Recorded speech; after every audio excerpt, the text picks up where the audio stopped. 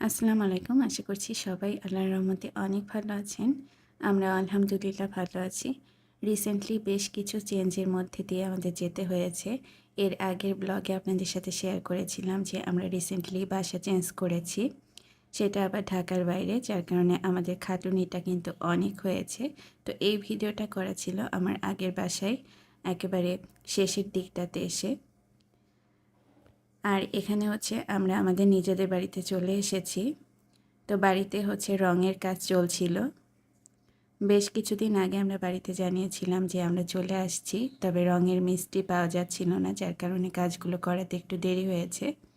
তো এই যে এলোমেলোর মধ্যে ঈশানের বাবা বসে আছে, বাচ্চারাও বসে আছে।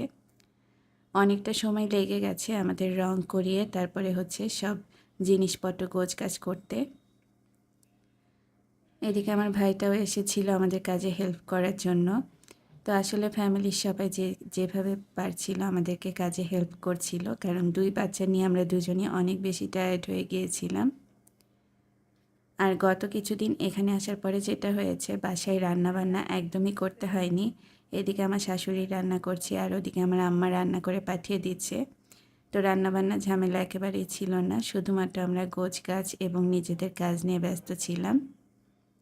তো এদিকে ফার্নিচারগুলো টেম্পোরারিভাবে সব কিছু দেওয়া হয়েছে, তবে এই রুমে সব কিছু রাখা যাবে না, যেহেতু এটা আমার বেডরুম। তো অল্প অল্প করে জিনিসপত্র এখান থেকে সরিয়ে নিতে হবে। আর এদিক দিয়ে জানালা দেখা যাচ্ছে, বাইরে দেখতে পাচ্ছেন অনেক গাছপালা মাশাআল্লাহ। এদিকটা দিয়ে মেন রাস্তাটা দেখা যায় বাড়ি থেকে। আশা করছি খুব দ্রুতই নতুন ব্লগ ভিডিও নিয়ে আপনাদের সাথে শেয়ার করার জন্য চলে আসব। আসলে ব্যস্ততার কারণে সেট আপ হতে আমাদের একটু সময় লাগছে। সবাইকে আল্লাহ হাফেজ জানিয়ে আজকের এই ছোট্ট ব্লগটি এই পর্যন্তই শেষ করছি।